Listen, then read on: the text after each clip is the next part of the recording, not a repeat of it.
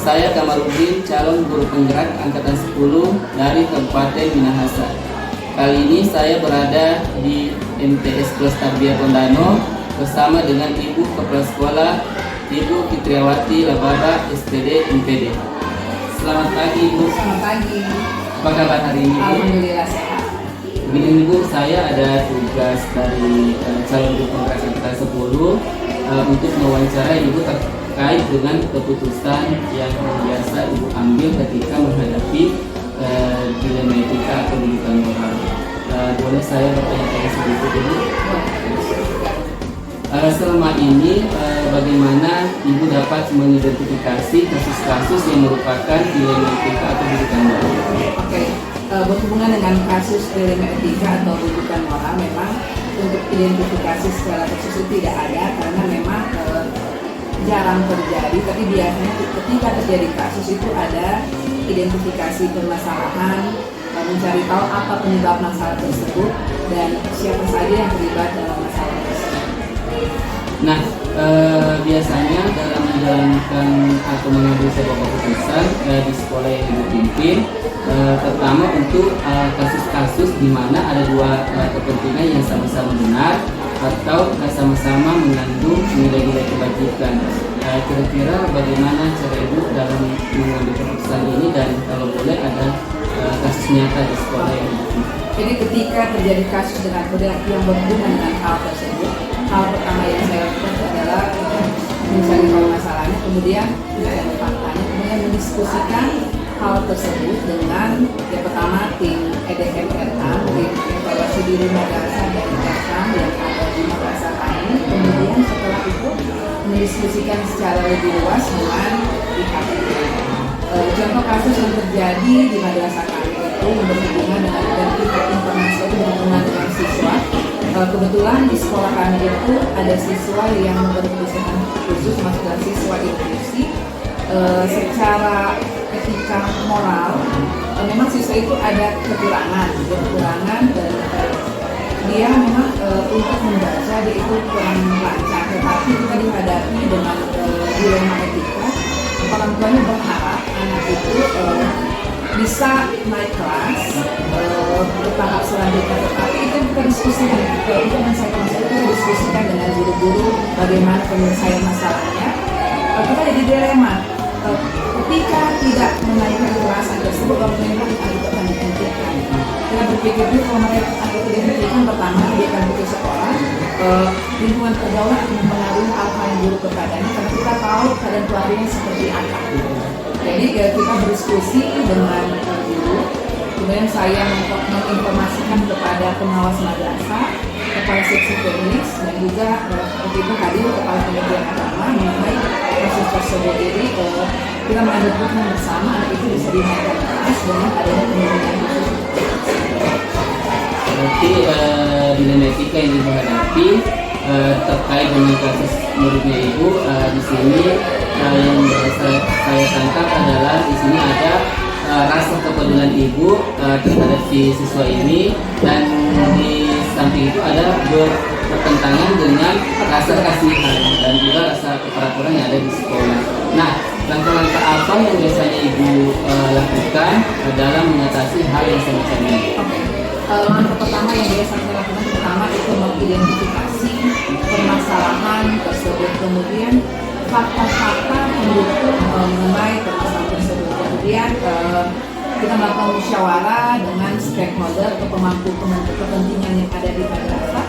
Kemudian kita mengadakan undangan, panggilan atau kunjungan kepada pihak-pihak tersebut untuk mendiskusikan permasalahan yang ada.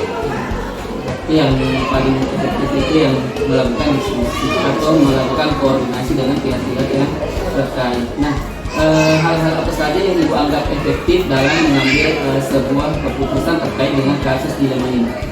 Jadi hal yang paling efektif untuk menyelesaikan masalah tersebut adalah diskusi dengan pihak-pihak terkait, diskusi kolaborasi mengenai masalah yang kita hadapi. Melakukan diskusi terkait dengan masalah tersebut.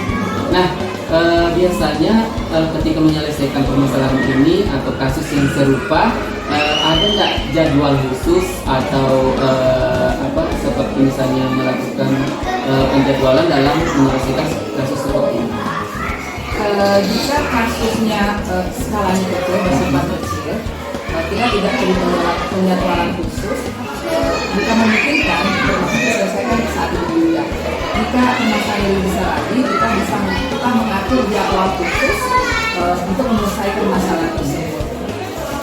Melakukan tergantung dari kasusnya, permasalahannya. Nah, adakah seseorang atau faktor-faktor yang selama ini mempermudah ibu dalam mengambil sebuah keputusan? Dalam mengambil sebuah keputusan itu ada faktor-faktor atau orang-orang yang sangat mendukung, terutama itu dari pihak guru di sekolah, komite sekolah, kemudian kita ada tim EDMRK, pengawas madrasah dan presiden. Nah, terkait dengan hal-hal yang ibu sampaikan, kira-kira pembelajaran apa yang ibu petik dari pengalaman yang selama ini ibu lakukan dalam mengambil sebuah keputusan? Jadi dalam mengambil sebuah keputusan itu yang paling utama itu diskusi, musyawarah untuk mencapai mufakat dalam penyelesaian masalah yang berhubungan dengan etika moral dan digital. Berarti di sini ibu melakukan semacam mendapatkan dengan guru terkait dengan kasus atau dinamika yang ibu hadapi. Karena sebagai seorang pendidik tentunya pasti kita banyak mengalami hal yang sama di kehidupan kita, apalagi yang berkaitan dengan kasus murid, di mana kita sebagai pemimpin harus memperhatikan kebutuhan murid, ya. Kemudian segala keputusan yang diambil harus ya berdasarkan kepentingan murid, seperti itu.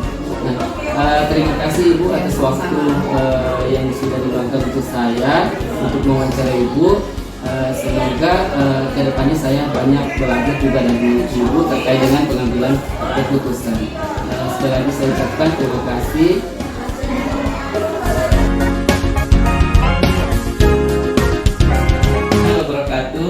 Saya Kamarudin, calon guru penggerak angkatan 10 dari Kabupaten Minahasa.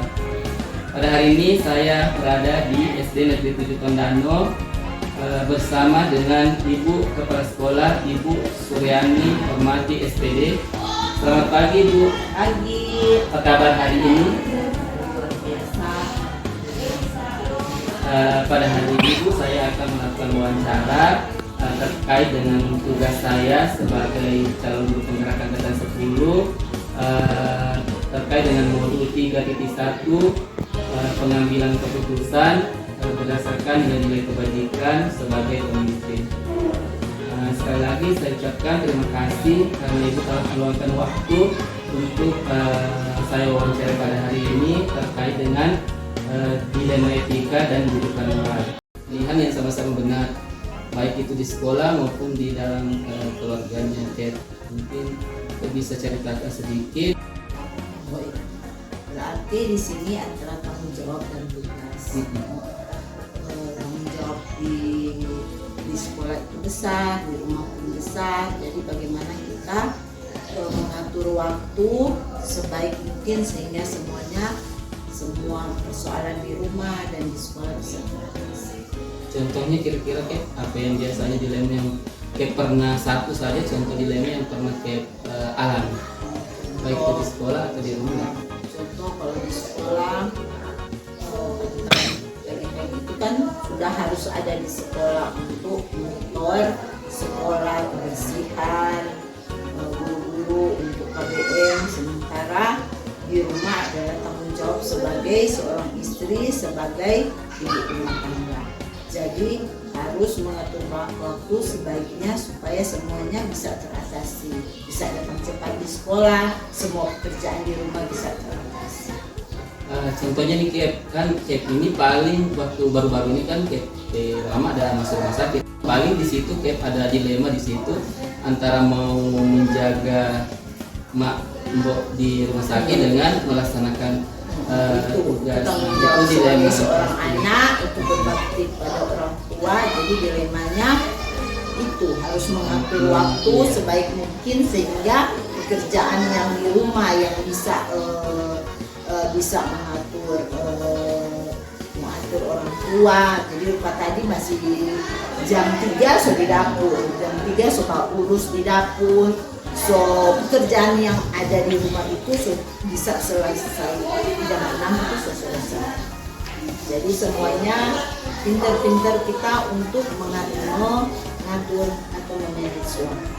Jadi harus pintar-pintar dalam mengatur waktu. Biasanya kalau misalnya Cat dihadapkan dalam dilema itu, bagaimana caranya Cat bisa membedakan itu dilema etika atau rujukan moral? Itu dilema etika, itu etika kan harus tepat datang di sekolah. Sementara pekerjaan yang di rumah lebih banyak daripada pekerjaan di sekolah. Jadi apa tadi itu? Kan biasanya kan kalau dilema etika berarti kita dihadapkan dalam dua pilihan yang sama-sama benar. Kan tidak tahu mana tuh yang mau dipilih. Pastinya kan yang mau dipilih nanti yang prioritas utama tuh yang kurang prioritas utama. Kalau misalnya yang pasti prioritas utama itu pekerjaan, karena pekerjaan itu kan tanggung jawab, ada hak dan kewajiban. Kalau orang hanya menuntut hak sementara kewajiban tidak dilaksanakan, jadi prioritas itu memang kalau mau pikir dua-dua itu prioritas, tapi harus pilih yang salah satu. Ya, salah prioritas itu pekerjaan, karena pekerjaan itu adalah tanggung jawab, hak dan kewajiban. Kalau semua guru boleh semua mau datang minta izin, mengerti atau saya ini kan kepala sekolah, jadi itu mudah-mudahan ke depannya boleh memanage waktu dan bisa mengatur studi. Berarti yang kita hadapi ini adalah dilema etika, bukan rujukan moral. Karena kalau rujukan moral kan kita dihadapkan dalam dua masalah di mana yang satunya benar, yang satu salah. Yang salah kan yang moral semuanya benar, pekerjaan ini benar. Termasuk dilema etika. Jadi untuk selanjutnya Kek, misalnya ketika Kek misalnya nanti menghadapi dilema etika, pastinya kan sudah tahu apa yang perlu diutamakan di dunia, tanggung jawab kita sebagai seorang pendidik. Itu saja mungkin yang bisa saya tanyakan. Mungkin melalui pembicaraan ini ada manfaat nggak Kek yang bisa? Pasti ini adalah sebuah pembelajaran bagaimana kita punya tanggung jawab, kewajiban dan hak, dan bagaimana kita bisa memanage waktu kita. Dan poin pentingnya adalah memanage waktu dengan sebaiknya. Terima kasih Ken karena sudah meluangkan waktu untuk tugas saya sebagai calon guru penggerak angkatan 10 tentang pengambilan keputusan terkait dengan nilai-nilai kebajikan sebagai pemimpin. Sekali lagi saya ucapkan terima kasih. Sama-sama.